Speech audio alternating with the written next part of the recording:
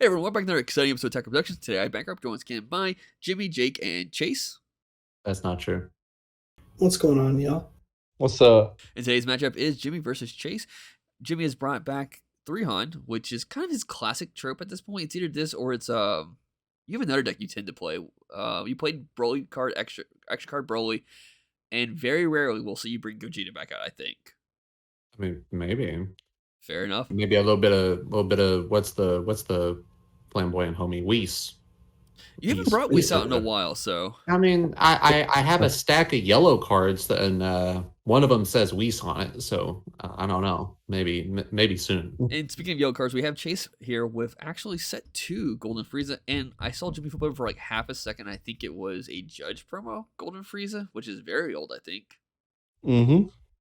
Well, I mean, the Judge promo come out like 2 Judge packs ago, I think. I'm not a judge. I don't get these things, Jimmy. Yeah, exactly. Loser. Let's get today's matchup. There's buds, links. All right. Mm-hmm. And here's where the homies come in. The Frieza's courtesy of Jimmy, and the sleeve that I just then sleeved the Frieza in is courtesy of Bancroft. So this is the collectivism run of Frieza. It's our Frieza deck, comrade. Yeah. I feel like I made this like exact joke the other day with Chase about Frieza. It is exactly. I don't know how it got set up, but that's funny. I like that. So, right away you bring out this Unison. You want to talk about this? Because I feel like when Jake saw this, he immediately just pogged. Yeah, this is great. So I need to find out the credit, and I guess I'll give it to you later to link, because this guy had this super crazy idea. So that is the Sun Gohan and Higher Dragon Unison, which has a permanent that's not super relevant, but it's permanent if you control a skill list against 10,000, puts them up to 15. But the main skill that you want to use is this +1, which brings a 1-drop back from the grave or the drop in rest mode with its skills negated. So the common issue that Frieza's kind of had, so you kind of had to have the guys, kind of had to always have them, because his skill, while super duper powerful, kind of just like didn't have the recursiveness and the tightness of like the modern decks. So this Unison just basically means as long as you open like 1 at all, then you're able to infinitely recur your pieces over and over. I think that's something that's going to keep Frieza at least playable for a long, long time. Yeah, I see Jimmy was able to take care of it very quickly, though. Oh yeah, we had played some test hands before. I was testing some new decks from the upcoming set and playing against this Frieza list, and that Gohan put in a lot of work in those, so I just wanted to keep it off field. But to like touch point on that, like it not only does it give you like almost infinite copies of the card, but if your opponent deals with it, it's still essentially just tapping 1 for another Frieza army. Even if it only sets on board for 1 turn, you're still getting crazy good value off of it. Like the Unison tech is huge in this list, and I feel it makes playing the deck a lot smoother too. It maybe even opens up the possibility of cutting down on some of your dudes just to, play more tech in the list, which I don't know if I would suggest that, but it's definitely an option. I had a few issues so far with the current build of just not being able to play guys, which, isn't a huge deal in yellow, of course, right? Because, like, if you, pass on 4 energy, then your opponent's just as stuck as you are at that point, because you're just going to floodgate them to death. But it still gets kind of whack. You see I have some big power plays, but they all kind of can either clump up or you don't see all the pieces, because unfortunately we don't get to see it the best in this game, but we're running a pretty cool little Gohan SH package in here that I think is super cool in the list. I'm taking it, Jimmy, you opted to go this route instead of Awakening ahead of time like you normally do, just to clear out the Unison? Nope, you're going for the lead. Never mind. No, I wanted to pressure the lead here. I felt somewhat safe. I have my life cushion, and if I felt threatened, I could activate on my Vegeta to be able to restand energy at the end of the turn, which I chose not to because I just felt really safe at this moment with my current hand. The way I've liked playing Gohan lately is not going for the Z battle card play, because that's usually very unoptimal. The Vegeta Z battle card is fantastic. Playing the Goku out is great, but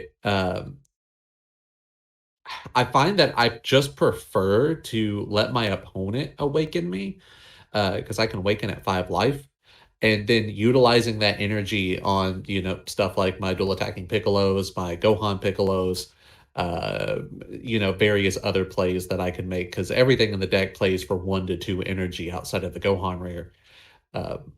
So I'd rather just use that energy to the fullest to kill my opponent than have like guaranteed awakening. But still, like this list can go a little crazy. If he was able to awaken this turn, that I could be staring down the barrel of like a pretty scary field. But we had worked on this build together. I knew that he didn't have the Self Awakeners in his list, and if I put him at 5 life, there was nothing he can do to awaken. So I knew I only had to deal with the 3 energy standing and then the 1 untap. With the amount of rebate that this Frieza gets on its awaken turn, where the first pop it's gonna restand 1, and then the second it's gonna restand 2, I think it's totally worth running that 1-drop Black Vegeta in the Z deck, so you cannot get stuck on 4, so you cannot get stuck on 5 life. I have already made the change. Yeah. Another thing that this deck can be kind of prone to is having a lot to do, but none of it really meaning very much. This deck can get, because you run so many cards like Frieza's Call and the 1-drops, like you said before, it can have hands where you have a 12-card hand, but you're still kind of clunked out. So, I'm interested to see as this game goes on. Yeah, you've got 1 in the drop and 1 in the energy. You're good there. Frieza's Call in the drop as well. Have you thought about running the Clan of Terror Mecha Friezas at all to evolve on top of these robotic riposts? That a little bit. I'm not familiar exactly with what it does, but I think Jimmy suggested it. So Robotic Riposte has an ability that'll let you play it for 2 on top of it out of your hand. And what it does is when it's played, it's a 20k double striker, and it's going to make your opponent reveal their hand, and then you can choose a battle card in it and play it in rest mode. And because yellow has so many good rest mode KOing effects, it's really a potent effect in this format, because a good bomb played at the wrong time right now can just really mess up somebody's whole game plan. Speaking of bombs, I seen your energy, and me and Chase played this night as well. I saw when you charged and Jimmy, since you helped a bit, you might have a different reaction, but I saw you charge to Gohan. I'm like, oh, I see your in-game strategy here. Is that like one of your choices for a boss monster? The Gohan Unison? Yeah. So all things that are super going wide seems to be a complete nightmare for this deck, because you can't really fit too many just straight floodgates into the deck, like Nimbus.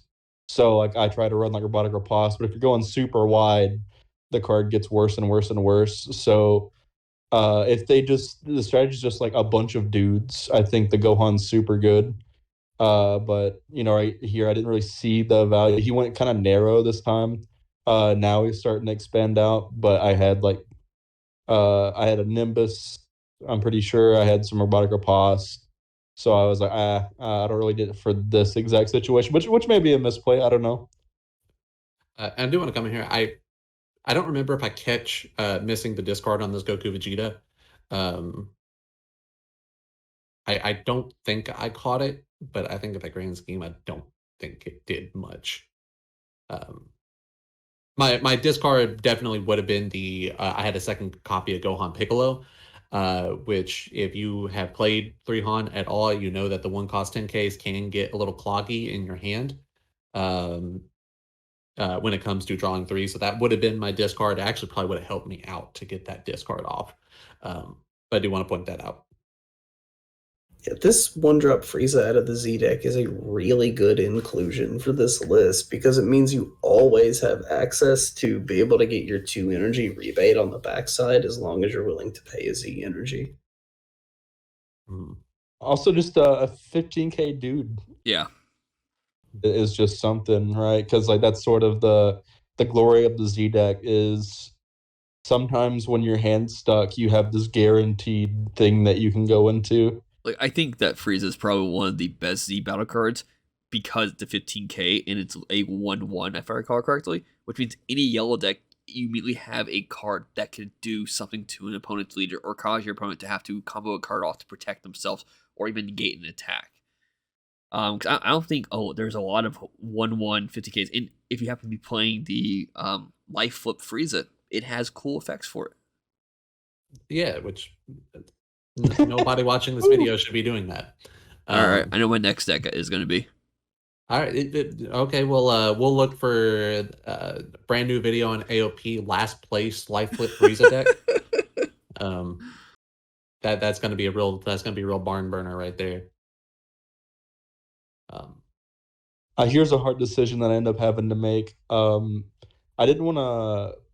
I wanted to get that combo off there specifically. I think Jimmy does something really good. I decide not to negate here, thinking that I'm gonna combo out, but I think he combos up to a point I'm not super comfortable with. Because all night I was just running into a situation where all of my combos were 1+10s, and it really started to add up after a while. I think we'll see the end of the game here. We'll see something crazy with the combos. I'm gonna spoil what it is. I will say, I see your cards in your hand. I see a lot of good cards there with 4 open energy as a thing. So wait, what happened here? So, Oh, due to turn player autos, I will get to choose to give my Piccolo barrier or play the pan before the Poutine can proc and target the Piccolo to tap down. So right there, I was just saying like, hey, Poutine is proccing, but I'm giving him barrier, so he will not get tapped down. so Chase went to go play the counterplay. I think I was just like, I missed my opportunity. It'd already been on the board for a minute, right? Is that what happened? Piccolo does have deflect, so you wouldn't be able to tap him down, but you would have been able to keep the blocker on field. Yeah. Which could be a good idea and could also not be. Like, you're very familiar with this list. I have made some very minor changes, which didn't come up in this match, was a little upset because I do have some really cool techs. But opening up like a counter window in that situation could kind of be bad for you, while also like you could have the value of a blocker. So it really just come down to like. Also, if he needs to cold bloodlust for any reason, he can't because he's already activated that and didn't get full value out of it. Yeah. So I think it was a very smart decision to leave that that counter window open. So here's where the deck kind of fails me a little bit. I finally see my pan on my opponent's offensive turn, so I think I had to get it off of a life or a super combo draw, and it is a huge part of what I'm trying to get into. And I still haven't seen my 8-drop Gohan that we're trying to finish off with. Yeah. So honestly, the deck failed here a little bit to show off exactly what it can do. But we're finally here, and it might be a little bit of a case of too little, too late. And here you did draw the card on the auto timing, but you did say thinking on the negate, and you went through thinking about using a cooler counter, and I believe you do. But since you already said thinking beforehand, I was like, okay, cool. And it's fucking locals. Who gives a shit? Like, I don't think anybody at the locals is gonna cheat by drawing in the counter and be like, okay, now I want to counter. But no, he's had it in his hand for a good portion of the game. Sure. I've seen it on the footage. Yeah, so like, it must have been a bad game to try that shit, wouldn't it? But yeah, I got a little scared here. Like I did tap out, and I was like, okay, like I'm not in like the best position ever, but like that Android 17, I was really relying on slowing down your turn. And of course, I did get you to tap 3 energy on that, but still, like, ugh. And not only that, but because Three Han's ability when you Z charge a card, is it a blue card or a card? I don't remember, but you get to unstand. It's any blue card. Yeah. You get to set one of your energies to active mode, which is just really good. So, What's it cooler to the drop area? Oh, I comboed off with it. Oh, okay. Yeah. Here's now where I'm thinking I did have the Champa in hand, and I'm kind of thinking I should have thrown it on either the Gohan or the Pan here, to threaten the double strike. But at the end of the day, I think he just had a ton of cards. And I was having trouble finding good combos to throw at it. Mm-hmm. When playing against 3Han, you kind of have to look at their hand, and even if they have a 6-card hand, you have to think they have a 9-card hand. Right. And it's really hard to do the math on Gohan, like know when you can like throw shit out. And it's like you can see in my energy, I have the Rose, and at any point, right there, a Rose can be a threat on the board, which card is just absolutely snapped. The card is way too damn good. But I love this card. It has gotten me out of so many binds. And this was like my 4th time tonight making the joke of, hey, I'm going to lay my 4th energy now, which Also, got a chuckle out of Chase every time. Yeah. Also, that Pan does not go to the bottom of the deck. It gets removed from the game. So we're out really making a mockery of this game currently. We out here just as long as you don't shuffle your deck, I don't think it matters. Yeah. Turns around, he shuffles the deck, draws the Pan right afterwards. Yeah, exactly. Then I would be mad. I'd be really mad after that.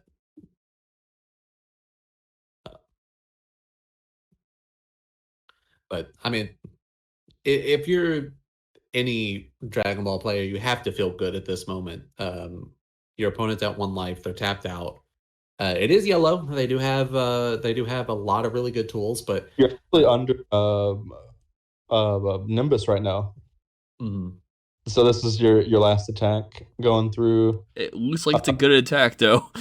I'm just saying. Well, it's pretty big. Until you see this uttermost defensive play that I pull off here, right? Yeah, this was a greaser. Watching him shuffle these cards through and start counting up, I was shaking in my boots. There's a super combo.